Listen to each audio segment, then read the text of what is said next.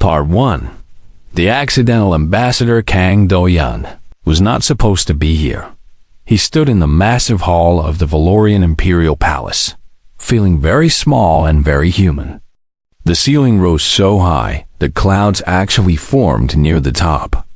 The pillars were made of some glowing crystal that hummed with energy. Everything was built for giants, and the Valorians were giants. They stood 7 feet tall, with silver skin that shimmered like moonlight on water. Their eyes glowed in different colors. Their voices were deep like thunder. They moved with the grace of dancers and the power of warriors. Do-yun was 5'9". He worked as a translator back on Earth. He spoke 12 languages, but none of them were alien. He was only here because someone in the diplomatic office had typed his name wrong on a form. "Stay quiet," Ambassador Yoon Jae-soo had told him on the ship. "Stay in the back. Do not speak to anyone important. Do not touch anything. Do not cause an incident." Do-yun had nodded. He was good at staying quiet. He had planned to hide behind a taller diplomats and count the minutes until he could go home. That plan lasted exactly 2 hours. The banquet was held in the Grand Hall of Stars. Thousands of Valorians filled the space, all of them beautiful and terrifying. The human delegation was given a table near the front, which was apparently a great honor. Do-yun sat at the end, trying to make himself invisible. The food was strange. Some dishes moved on their own. Some glowed. One plate contained something that screamed when you cut it. Do-yun ate nothing, but the Valorians were curious about Earth food. The human delegation had brought gifts, including traditional Korean dishes. Do-yun watched nervously as servants carried out plates of kimchi, bulgogi, and tteokbokki. The emperor himself tried the bulgogi. He chewed slowly, then nodded. The hall erupted in applause. Apparently, this was a great success. Then Princess Seraphiel reached for the tteokbokki. Do-yun saw her for the first time. She sat at the royal table, apart from her siblings. Her skin was paler silver than the others, almost white. Her eyes were deep violet, cold as frozen stars. Her face showed no emotion at all. She was beautiful in the way that a sword is. Beautiful, sharp, dangerous, untouchable. She picked up a piece of tteokbokki with elegant fingers and placed it in her mouth. Then her eyes went wide. Do-yun knew that look. The rice cake was sticky. It was chewy. And for someone who had never eaten such food before, it could easily get stuck in the throat. The princess grabbed her neck. Her pale skin turned darker. She could not breathe. The Valorians around her panicked. They shouted commands. Guards drew weapons, looking for an enemy to fight. But there was no enemy. Just a piece of rice cake blocking a royal airway. No one knew what to do. Do-yun moved without thinking. He jumped over his table, ran across the hall, and grabbed the princess from behind. His arms wrapped around her waist. He made a fist and pressed it against her stomach. The Valorians screamed. Guards rushed toward him. He was about to die, but first, he pulled his fist up and in. Hard. The rice cake flew out of the princess's mouth and landed on the floor with a wet sound. She gasped, sucking in air. Color returned to her face. Do-yun let go and stepped back. 20 swords pointed at his throat. "Wait," the princess said. Her voice was rough but strong. "He saved my life." The emperor rose from his throne. He was ancient, his silver skin marked with patterns that told stories of 1,000 battles. His eyes were like twin suns. "Explain," he commanded. Do-yun's voice shook, but he explained. The rice cake, the choking, the Heimlich maneuver. It was a simple medical technique on Earth. Nothing special. The emperor stared at him for a long time. Then he laughed. The sound shook the walls. "A human," he said, "has touched my daughter and lived. This has never happened before." The crowd murmured. Do-yoon did not understand why this was significant. But Ambassador Jisoo had turned very pale, which was not a good sign. Later, Jisoo explained. In Valorian culture, physical contact with royalty was forbidden. Only family, servants, or romantic partners could touch them. For a stranger to grab a princess in front of the entire court should have meant instant death. But Do-yoon had saved her life. That created a debt. A very complicated debt. The next morning, a royal messenger came to the human quarters. Princess Seraphil requested Kang Do-yoon as her personal cultural advisor. She wished to learn about humanity. She had chosen him. Do-yoon tried to refuse. He was not qualified. He was not important. He wanted to go home, but Jisoo shook her head. You cannot refuse a royal request. It would insult the entire empire. You have to do this. So Do-yoon found himself walking through crystal corridors to the princess's private chambers. His heart pounded with every step. He was about to spend time alone with the most dangerous woman in 12-star systems. Her chambers were cold and beautiful. Like her, everything was white and silver and violet. She sat on a throne of ice, watching him enter with those frozen eyes. Sit, she said.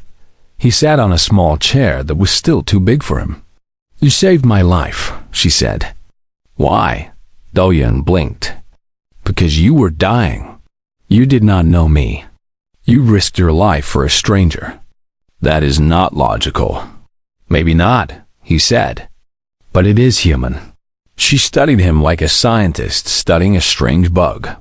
Tell me about humans. Tell me about your customs. Your families. Your bonds. So he told her. He talked about Earth, about Korea, about his parents and his sister and his small apartment in Seoul. He talked about food and music and holidays. He talked about love and friendship and loyalty. She listened without expression, but she listened very carefully. After 3 hours, she asked, "Why do humans marry?" Do-yoon paused. This question felt different, more personal. Many reasons, he said carefully. Love, companionship, partnership, because they find someone they want to face the world with. And what qualities make a good spouse? He shifted uncomfortably under her gaze. It felt like she was looking through him, seeing everything he tried to hide. I suppose. Someone strong. Someone smart. Someone who challenges you to be better. Like me? Do-yoon choked on air. What? You described me. Am I wrong? His face burned red. He tried to laugh, to turn it into a joke, to escape this terrifying conversation. Well, he said with a nervous smile, I guess you would make a good spouse. Smart, powerful, terrifying. The complete package. He expected her to dismiss him, to be offended, to freeze him with those cold eyes. Instead, she stood. Her expression did not change, but something shifted in her gaze. Something warm flickered in that frozen violet. I accept, she said. Do-yoon stared at her. Accept what? Your proposal. I accept. We will be married. The room spun around him. His mouth opened and closed like a fish. That, he whispered, was a joke. Princess Seraphil tilted her head. A tiny smile touched her lips. I do not joke, she said. Part 2. The binding that cannot be broken. Do-yoon did not sleep that night.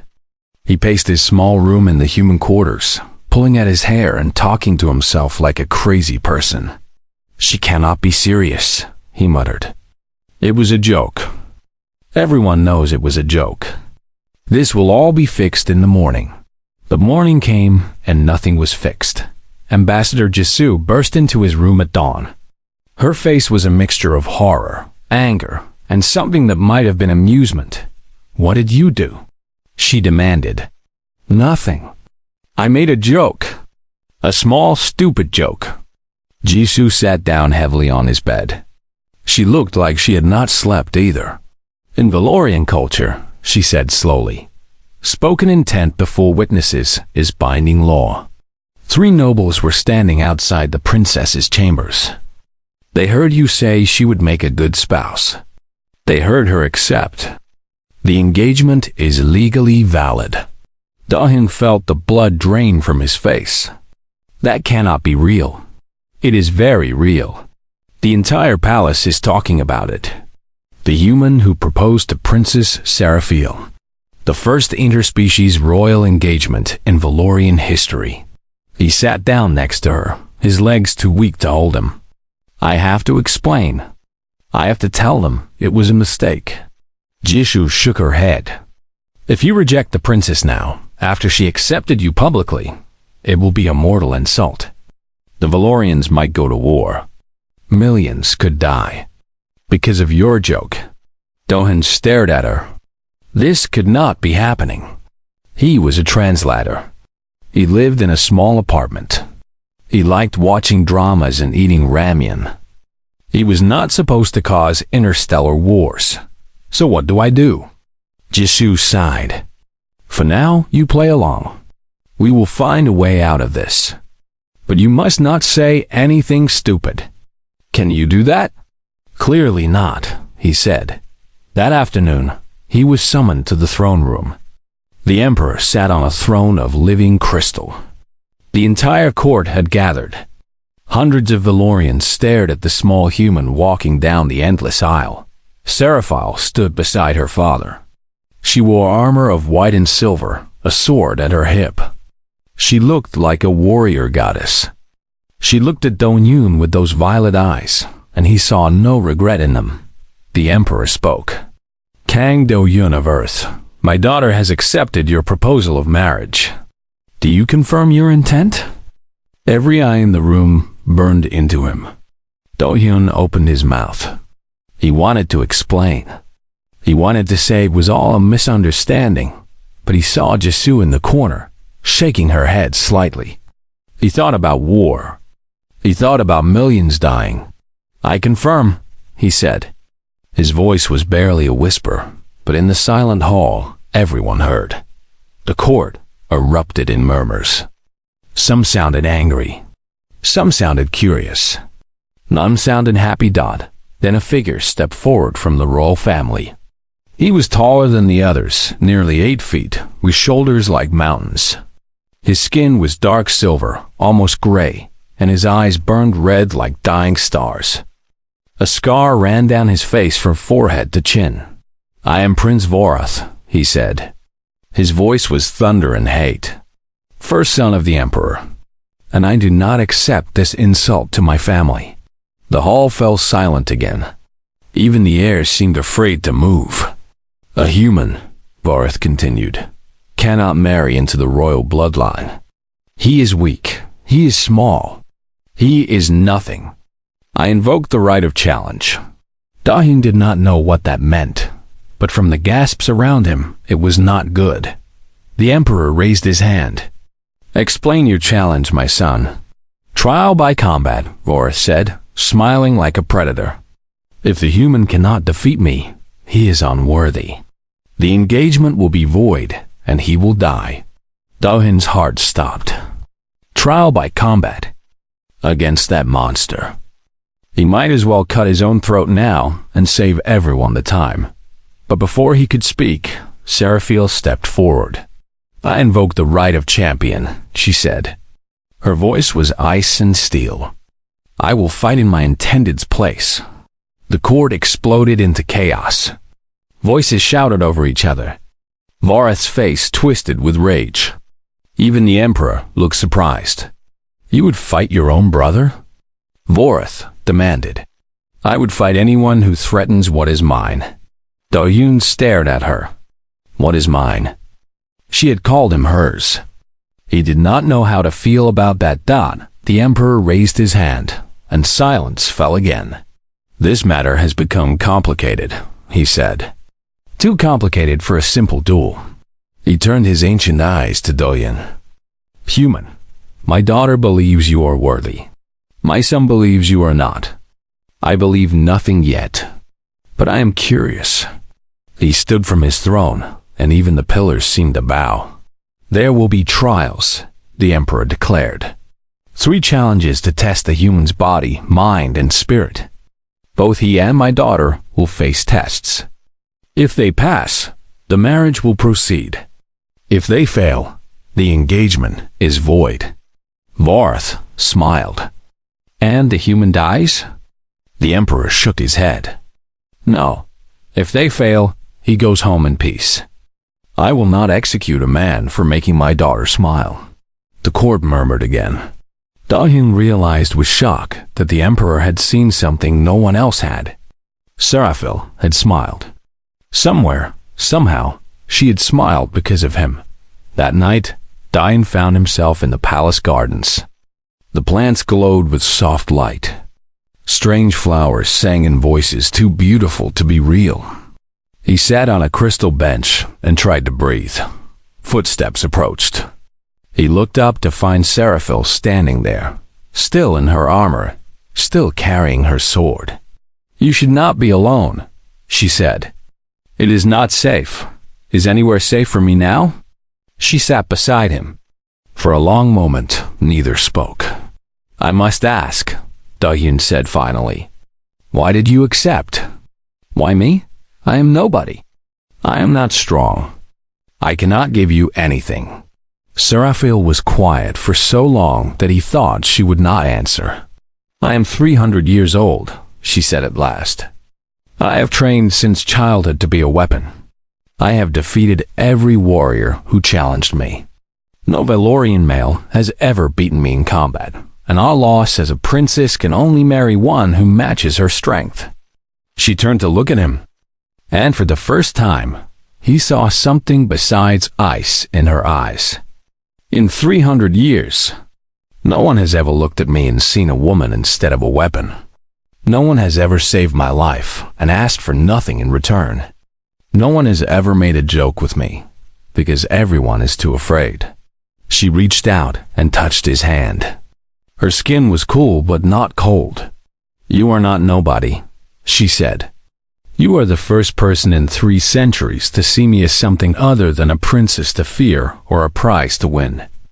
In all the galaxy, you are the only one who made me feel human. Da-Hyun looked at her hand on his. He thought about everything that had happened. The accident, the joke, the chaos.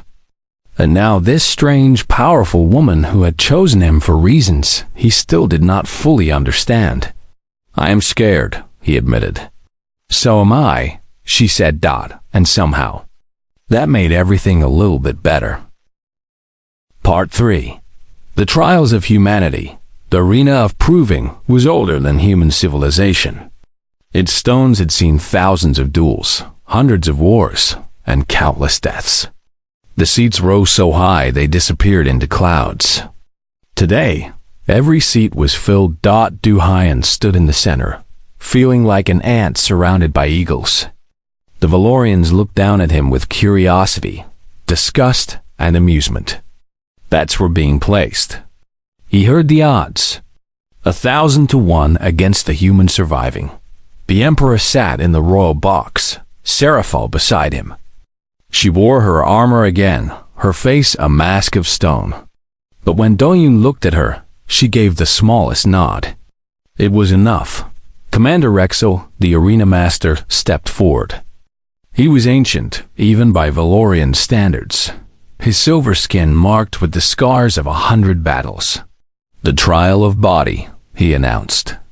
The human must survive 10 minutes against a Volkrath. A gate opened. Something roared. The Velkrath was a nightmare made flesh. It stood 12 feet tall, with 6 legs, 3 heads, and scales harder than steel. Its claws could cut through stone. Its teeth could crush bones to powder. Valorian warriors trained for years before facing one. Da-Hyun had a wooden spear. Begin, Rexel said. The beast charged. Da-Hyun ran. The crowd laughed. Of course the human ran. What else could he do? But Da-Hyun was not running in fear. He was running with purpose. Velorians were built for power, not endurance. Their muscles were dense with strength, but they tired quickly. The Velcroth was the same. It could kill anything in seconds, but it could not chase forever. Do-yoon ran in circles. He dodged between pillars. He jumped over obstacles. The beast followed, getting angrier and slower with each minute. 5 minutes passed. The beast was panting. 7 minutes. It stumbled. 9 minutes. Do-hyun turned to face it. The Velcroth lunged, but its movements were slow now. Do-hyun ducked under its claws and jabbed his spear at its eye. The beast screamed and swung its head, sending him flying across the arena. He hit the ground hard. He felt ribs crack. Blood filled his mouth, but he stood up. The crowd went silent. Do-hyun stood on broken legs, blood running down his face, and raised his spear again. The Velcroth stared at him. Then, slowly, it lowered its heads. It was too tired to fight. It was done. 10 minutes and 12 seconds. Do-hyun collapsed. The crowd did not laugh anymore. The healers worked on him for 3 hours. Valorian medicine was advanced beyond anything Earth had, but the damage was severe. Still, he was awake for the second trial. The trial of mind, Rexel announced. The human must face our greatest tacticians in a simulation of war. They gave him a holographic battlefield and an army of light. 3 Valorian generals faced him, each one with centuries of experience. Do-hyun smiled. He had played strategy games since childhood. He had studied human military history as a hobby. He knew every battle from Thermopylae to Normandy. And he knew something the Valorians did not. Humans fought dirty. The Valorians expected honor. They expected direct attacks and honest tactics. They did not expect Do-hyun to fake a retreat, then turn and attack their supplies. They did not expect him to sacrifice half his army to draw them into a trap. They did not expect psychological warfare, fake communications, and outright lies. In the end, he lost. His army was destroyed, and the generals claimed victory, but the emperor leaned forward in his throne. "You lost," he said, "but you cost them 70% of their forces. You made them work for every step. And you exposed weaknesses in strategies we have used for millennia." He smiled, and it was terrifying and wonderful. The trial of mind is past.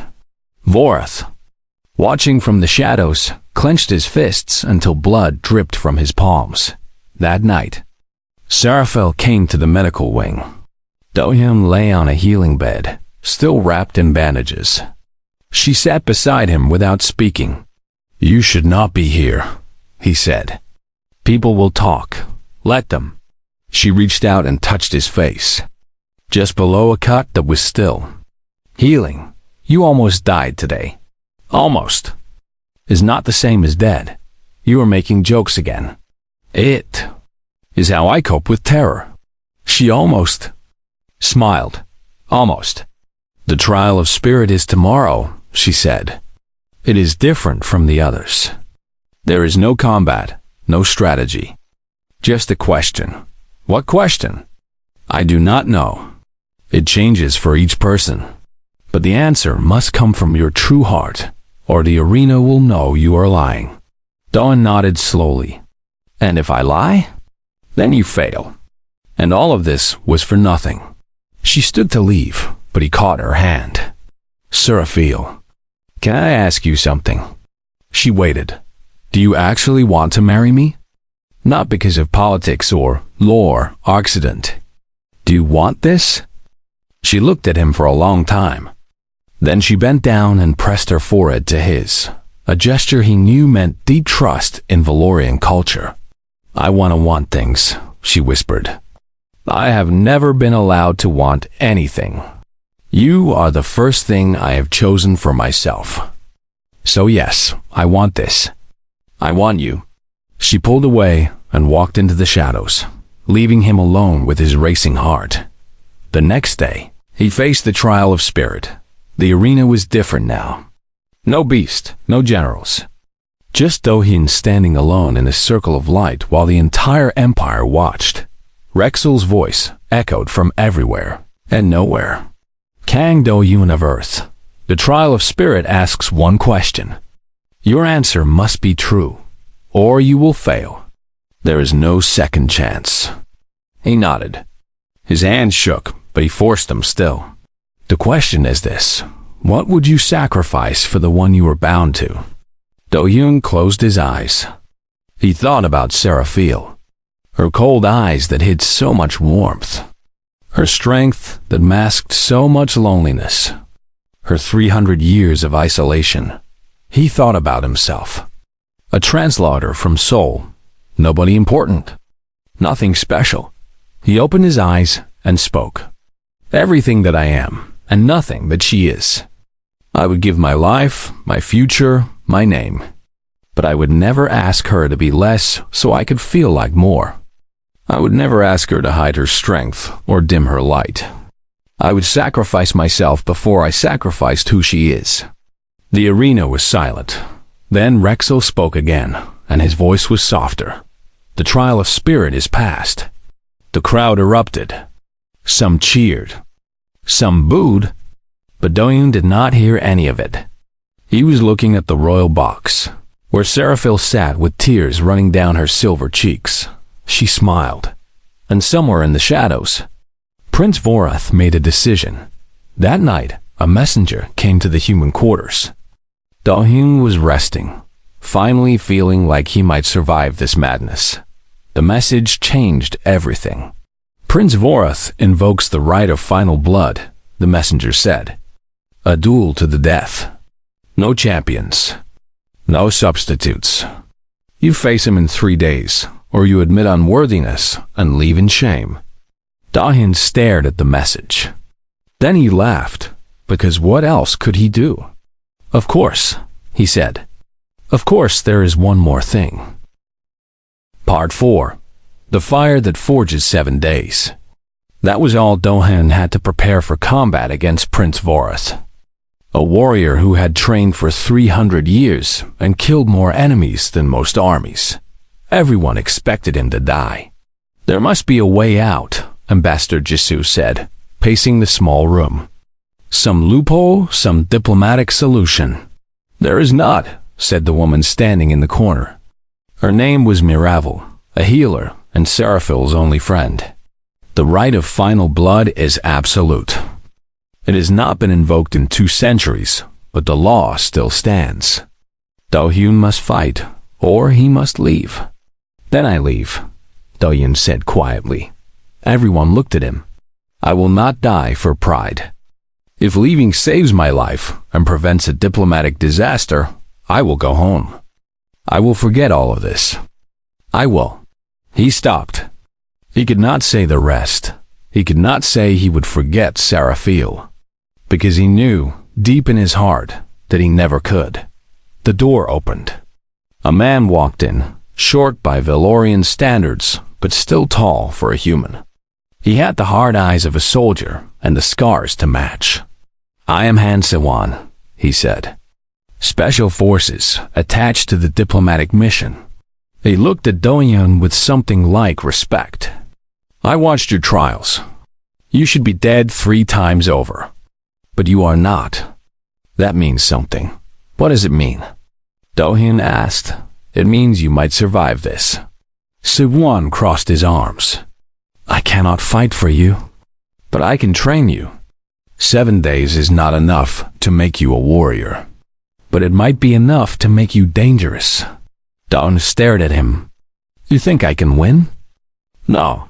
Vorath is faster, stronger, and more skilled than any human could ever be. You cannot beat him in a fair fight. Se-won smiled coldly. So we will not teach you to fight fair. The training began that night. Sci-Fi was brutal. He pushed Do-hyun past every limit, then pushed further.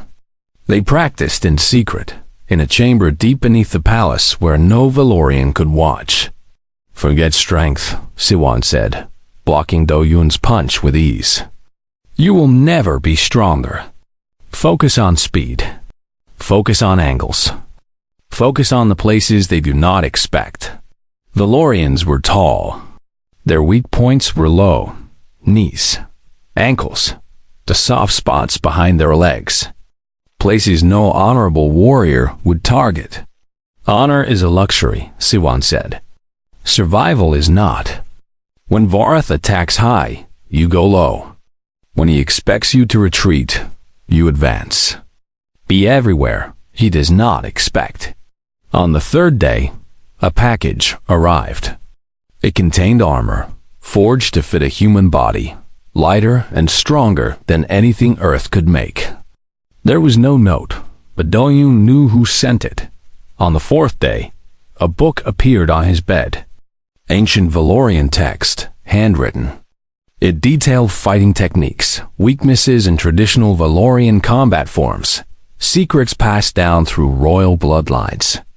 Again, no note. On the fifth day, a small jar of medicine arrived. One drop could dull pain for hours. Enough to keep fighting even with broken bones.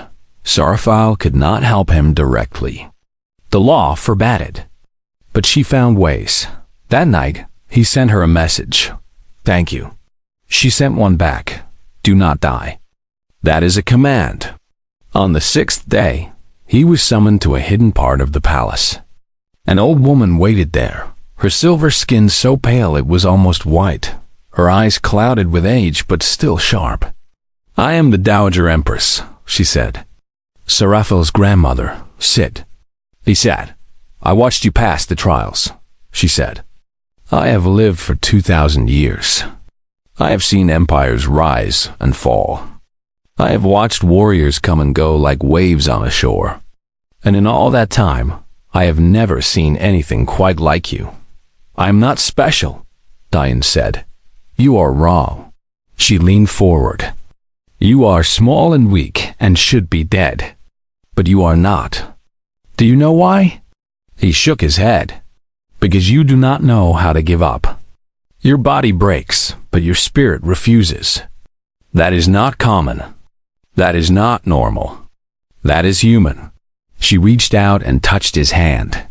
Her skin was paper thin, but her grip was strong. My granddaughter has never loved anyone. She was raised to be a weapon, nothing more. Her mother died giving birth to her, and her father never forgave her for it. She has spent 3 centuries alone, surrounded by people who fear her. The old woman's eyes glistened. Then you appeared. A small, foolish human who saved her life and asked for nothing. Who looked at her and saw a woman instead of a monster. Who made her smile for the first time in 100 years. She squeezed his hand. Win or lose tomorrow, you have already given her a gift no one else could. But I am old and selfish, and I want more for her. So I am asking you, human, live. Find a way. Give her a future. Dalham met her eyes. I will try. Do not try. Succeed. That is what humans do, is it not? That night, Sarafil came to him. She was not wearing armor.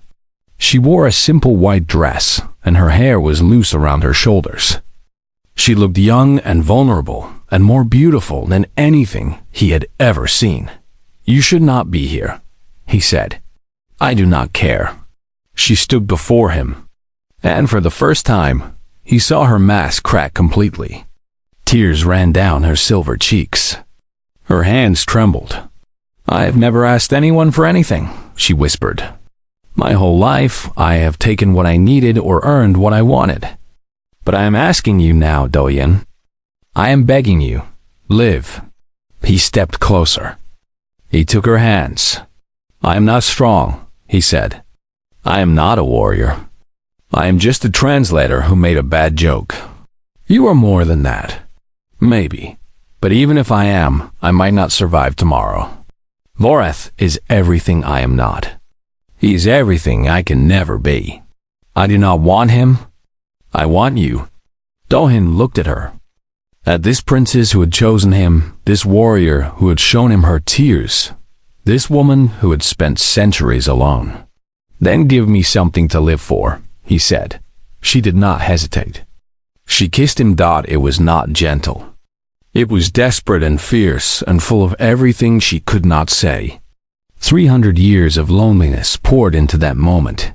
When she finally pulled away, they were both shaking. "Live," she said again. "Come back to me. I will try." "No, you will succeed. Because that is what you do. That is what humans do." She kissed him once more, soft this time, like a promise. Then she walked away into the night, leaving him alone with the dawn. The sun rose. The arena filled. 100,000 Valorians gathered to watch a human die. Do-yoon stood in the center, wearing the armor Seraphel had sent, carrying a simple combat knife. Across from him, Prince Vorath waited with a blade that had killed hundreds. The prince smiled. "Any last words, insect?" Do-yoon smiled back. "Just one. Watch your knees." The crowd laughed, but Vorath did not. The duel began. Part 5. What humans are. The first strike came faster than Do-yoon could see. Vorath's blade sliced through the air where his head had been a fraction of a second earlier. Only instinct saved him. The endless drills with Siwon burned into his muscles. He threw himself sideways, rolled, and came up running. The crowd roared. They expected blood. They expected death. They expected entertainment. Vorath followed, his massive blade carving arcs of destruction. Do-yoon did not try to block. He could not block. One direct hit would shatter his bones and his weapon together. So he ran. He ducked. He dodged. "Stand and fight," Vorath snarled. "Face me like a warrior." "No," Do-yoon said, and kept moving. The first minute passed. Vorath landed 3 cuts, shallow but painful. Blood ran down Do-yoon's arm, his leg, his cheek. The Valorian medicine dulled the pain, but it could not heal wounds. 2 minutes. More cuts. Do-yoon's armor held against some strikes, but not all. His body was becoming a map of red lines. 3 minutes. Vorath was not tired yet, but he was frustrated. The human should be dead. Why was the human not dead? "You cannot run forever," the prince said. "I do not need forever," Do-yoon replied. "I just need long enough." 4 minutes. Do-yoon saw his opening. Vorath swung wide, putting all his strength into a killing blow. Do-yoon did not retreat. He stepped forward, inside the arc of the blade, and dropped low. His knife found the back of Vorath's knee. The prince screamed. He stumbled. For the first time in 300 years, he fell. The arena went silent. Do-yoon did not stop. He drove his knife into Vorath's other leg, then rolled away as the prince swung wildly. The movements were desperate now. Pain but Vorath was still strong, still fast. He pushed himself up on one knee, his face twisted with rage. "Insect," he spat. "You dare?" "I dare," Do-yoon said, "because I have something to live for." He attacked again, but this time Vorath was ready. The prince caught him with a backhand strike that sent him flying across the arena. He hit the wall hard. Something cracked. Several somethings, but he stood up. The crowd stirred. This was not normal. This was not how prey behaved. Animals ran or died. They did not stand up with broken ribs and blood pouring from a dozen wounds and smile. Do-yoon smiled. "Is that all?" he asked. Vorath stared at him. For the first time, something like fear flickered in those red eyes. "What are you?" he whispered. "I am human," Do-yoon said. "We do not know how to quit." He charged. What followed was not a duel. It was a lesson. Do-hyun could not match Vorath's strength. He could not match his skill. But he could take punishment that should have killed him 3 times over and keep coming. Every time Vorath knocked him down, he stood up. Every time the prince cut him, he smiled and attacked again. The Valorians began to murmur. They had seen bravery before. They had seen warriors fight to the death. But they had never seen this. This was not bravery. This was something else. Something terrifying. This was spite. This was stubbornness. This was the human inability to accept defeat, even when defeat was the only logical outcome. 6 minutes. Vorath was limping badly. His legs screamed with pain. His arms were tired from swinging at a target that refused to stay down. 7 minutes. Do-hyun could barely see. Blood ran into his eyes. His left arm hung useless at his side. But he kept moving. 8 minutes. Vorath overextended again. Do-hyun ducked under the blade, came up behind him, and kicked the wounded knee. The prince collapsed. His sword fell from his grip. Do-hyun picked it up. The arena held its breath. 100,000 Valorians watched as a broken, bleeding human stood over their prince with a blade at his throat. "Finish it," Vorath gasped. "End me. Claim your victory." Do-hyun looked at the sword in his hand. He thought about everything Vorath had done. The challenges, the insults, the attempt to kill him. He thought about how easy it would be to end this forever. Then he dropped the blade. "No," Vorath stared at him. "What? I am not here to prove humans are killers. We already know that. We have thousands of years of war to prove it." Do-hyun extended his hand. "I am here to prove we can be something else." The prince did not move. "You have won. I am beaten. Why show mercy to an enemy? Because you are not my enemy. You are Seraphil's brother. You love her, even if you show it through cruelty. I am not taking her from you. I am asking to stand beside her." Vorath looked at the hand. Then he looked at the stands where Seraphil sat with tears streaming down her face. He looked at his father, the Emperor, who watched with an expression no one could read. He looked back at the human. "You are a fool," he said. "Probably. You will never be strong enough to protect her. Maybe not. But I will never stop trying." Vorath was silent for a long moment. Then, slowly, he reached up and took Do-hyun's hand. "Then prove it," the prince said.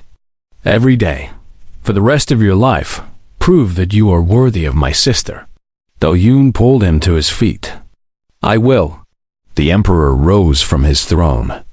His voice echoed through the silent arena. "The duel is concluded. Kang Do-hyun of Earth has proven himself not through strength, but through wisdom. Not through killing, but through mercy. He has shown us what humans are." He paused, and something that might have been a smile crossed his ancient face. "The marriage will proceed." The arena erupted. The wedding was held. 1 week later, in the Grand Hall of Stars, Seraphil wore white and silver, the traditional colors of Valorian brides. But she also wore flowers in her hair, Korean roses that Do-hyun had requested from Earth. They had arrived that morning. Still fresh, still beautiful. Do-hyun wore a hanbok, the traditional clothing of his homeland. But it had been modified with Valorian elements. Silver threads woven through the silk, armor plates hidden beneath the fabric. He looked like what he was, a bridge between two worlds. The ceremony combined both cultures. Valorian vows spoken in their ancient tongue. Korean traditions performed before an alien court. Two families, two species, two civilizations coming together for the first time. When the emperor declared them married, the hall exploded with sound. Some cheered. Some wept.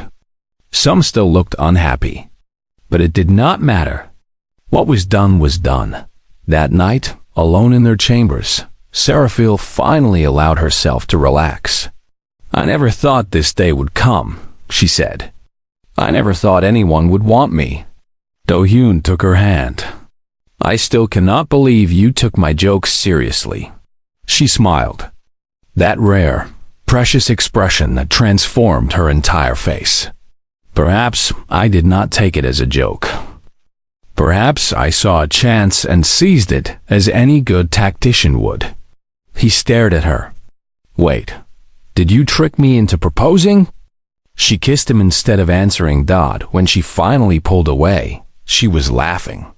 Actually laughing, a sound like silver bells, a sound he had never heard from her before. "You should see your face," she said. "You did. You absolutely did. The whole thing was a setup. I have no idea what you are talking about. The choking, the proposal, all of it." She grinned, and it was the most beautiful thing he had ever seen. "I do not joke, Do-Yun, but I do plan." And when a kind, brave human appeared in my court and looked at me like I was a person instead of a weapon, I made a decision. "You are terrifying. Yes, and now I am yours." She leaned close. "Do you regret it?" He thought about everything. The trials, the pain, the blood, the fear. He thought about her eyes, her smile, her hand in his. "Not for a second," he said. "Years passed. Their children were born, human and Valorian combined, bridges between worlds. Earth and Valoria formed an alliance that reshaped the galaxy. Peace spread across systems that had known only war. And throughout the known universe, a saying spread. It was spoken in bars and palaces, on ships and stations, wherever humans and aliens gathered together. Never joke with a Valorian. They might just say yes. But there was another saying too, quieter, shared only between those who truly understood. Never underestimate a human. They did not know how to give up. In a palace of crystal and light, an old man sat with his wife, watching their grandchildren play. His hair was gray now, his face lined with years, but his eyes still sparkled with the same mischief he had carried all his life. "Happy?" Seraphil asked, "Still beautiful, still terrifying, still his." "Always," he said. "From the moment you said yes." She laughed. "I still cannot believe you proposed by accident. I still cannot believe you planned the whole thing. I did not plan it. I just took advantage of an opportunity. Same thing." She kissed his cheek. "Perhaps, but I regret nothing." Neither did he. Neither did he.